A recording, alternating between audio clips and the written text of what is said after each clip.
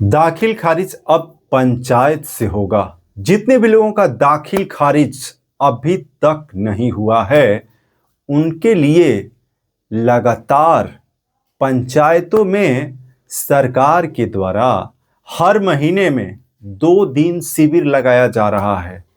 लेकिन सबसे बड़ा 5 सवाल जो लोगों के सामने खड़ा है, क्या उसका जवाब आपको मिला है? बिहार में जितने भी लोगों का दाखिल खारिज जमीन का अभी तक नहीं हुआ है और शिविर का आयोजन पंचायत स्तर पर हो रहा है।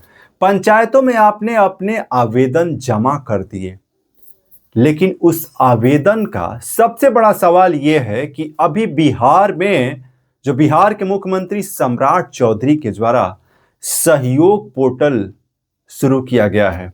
इस सहयोग पोर्टल पर जो लोग अपना जो शिकायत है दर्ज करा रहे हैं, उस शिकायत का 100% क्या उसका सलूशन मिल रहा है?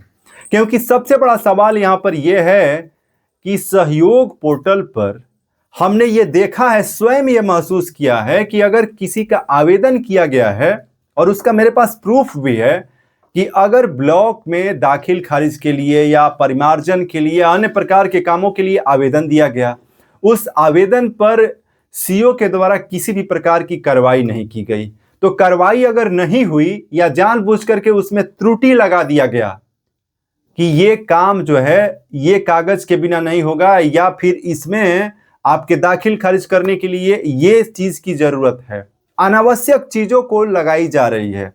और उसके बाद अगर आप सहयोग पोर्टल पर ये सूचना जो है दर्ज भी करा देते हैं, शिकायत दर्ज भी करा देते हैं, अगर आपका आवेदन जो ब्लॉक में दिया गया है उस आवेदन को अंचलाधिकारी के द्वारा या तो रिजेक्ट कर दिया जा रहा है या आपके लॉगिन में फिर से वापस कर दिया जा रहा है, तो अब जो सहयोग पोर्टल पर जो सहायता मिल रही है उसमें जो बड़े स्तर के अधिकारी, मान लीजिए कि आपका दाखिल खारिज का समस्या है, उसमें आप सहयोग पोर्टल पर जाकर के शिकायत दर्ज किए और उस शिकायत का अपडेशन जो गवर्नमेंट का रूल है उसके अनुसार जो है कि जल्द से जल्द 12 घंटे 24 घंटे में वहां पे सहयोग पोर्टल पर अपडेट तो हो जाता है, लेकिन लोगों का समस्या का वहां पे 100% सलूशन नहीं मिल रहा है। उसका सबसे बड़ा कारण यह है कि जो ब्लॉग से अपडेशन हुआ उसी अपडेशन को कॉपी करके और फिर जो है जो ऊपर लेवल के जो भी अधिकारी हैं वे अपडेट कर दे रहे हैं। और ऐसा मामला जो है स्वयं मेरे सामने जो है अभी भी, उसका हम एक दिन पूरा जो इंफॉर्मेशन है डिटेल्स में हम रखेंगे। और ये जितने भी लोग जो भ्रष्ट लोग हैं, इन भ्रष्ट लोगों का, आज भारत पूरी तरीके से स्वतंत्र देश है, लेकिन आज भी भ्रष्टाचार से भारत मुक्त नहीं हुआ है। और ये भ्रष्टाचार जो है ना, ये हर कार्यालय में एक ऐसा जंग लग चुका है कि इसका समाधान भी एक दिन में संभव नहीं है। हर काम के लिए जो है गवर्नमेंट का कोई रेट फिक्स नहीं है कि दाखिल खारिज कराने के लिए आपको 5,000 रुपये देना है, परिमार्जन के लिए आपको इतना देना है। लेकिन अंचल कार्यालय में चाहे परिमार्जन हो, दाखिल खारिज हो या अन्य प्रकार के काम हो, गवर्नमेंट का जो जैसे ई मापी के लिए जो है कि इतना फीस ऑनलाइन जमा कर दीजिए, लेकिन उससे काम नहीं होगा। अगर आपको काम कराना है तो वहाँ पे जो अधिकारी हैं या जो भी उससे संबंधित लोग हैं उनका एक अलग रेट है और उनका रेट जो है वे रेट सामने आपको नहीं बताया जाएगा। उसके लिए कुछ ब्रोकर हैं, दलाल हैं। वे दलाल जो हैं अंचल कार्यालय में इधर उधर घूमते रहते हैं और वे दलाल वैसे लोगों को पकड़ते हैं कि क्या आपका जमीन का कोई काम है, दाखिल खारिज कराना है, परिमार्जन कराना है, ई मापी कराना है, तो ठीक है हम आपका काम करवा देंगे। उसके लिए आप 5,000 दे दीजिए, 10,000 दे दीजिए, 1,00,000 रुपये दे दीजिए, 2,00,000 रुपये दे दीजिए।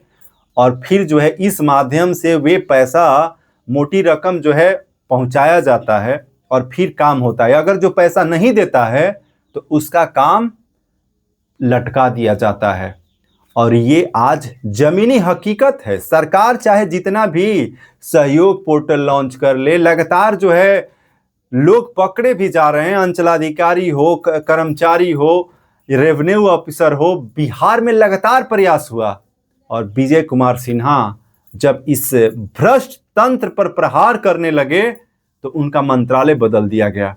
और आज बिहार में अगर आवाज बुलंद की जा रही है, अगर किसी व्यक्ति ने आवाज सिस्टम के खिलाफ या इस भ्रष्ट जो लोकल जितने भी जमीन से जुड़े हुए या अन्य कार्यालयों में बैठे हुए भ्रष्ट जो लोग हैं, अगर उनके खिलाफ आवाज उठाई जा रही है तो उनका आवाज दबाने के लिए, जैसे एक मामला अभी सामने आया है विलौटी शाहपुर में, वे व्यक्ति भरत तिवारी लगातार जो है पिछले कई वर्षों से, इतिहास अगर उठा करके पढ़ा जाए तो सामाजिक कार्यों में लगातार अपनी जान की परवाह करने वाले व्यक्ति भरत तिवारी अगर सिस्टम से लाचार होकर के या बेबस होकर के हथियार उठाने पर विवश हो चुके, उसके बाद जिस प्रकार से हथियार जमीन डालने के बाद भी एनकाउंटर किया गया,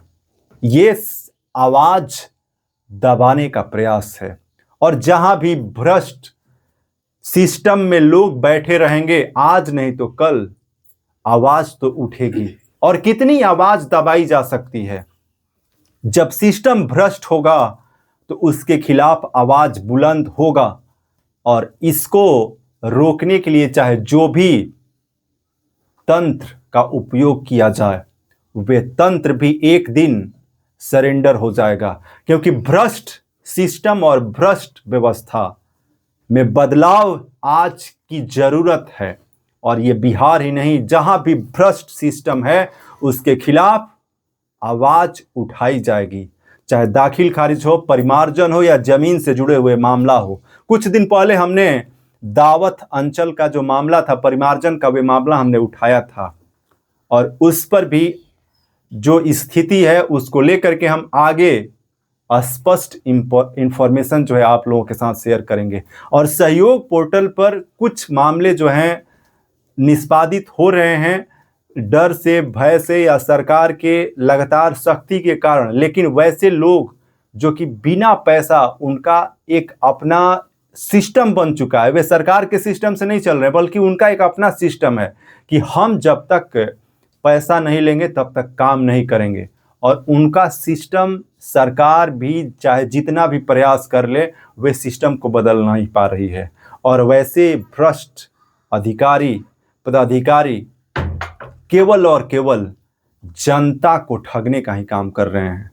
और ऐसे लोगों के खिलाफ लगातार जो अभियान चल रहा है, और भरत तिवारी जैसे लोग जो लगातार लड़ रहे हैं, एक भरत तिवारी अगर नहीं है तो इस देश में और भी कितने ऐसे लोग इस भ्रष्ट व्यवस्था और जहां पर भी समस्याएं हैं उसका आवाज बुलंद करेंगे। अभी आप रविशंकर तिवारी को रवि तिवारी भारत चैनल पर देख रहे थे।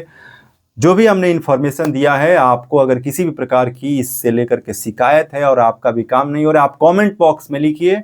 ये सिस्टम में जो जंग है, अगर इसको सामने नहीं लाया जाएगा तब तक ये व्यवस्थाएं सुधरने वाली नहीं है। जय हिंद, जय श्री राम।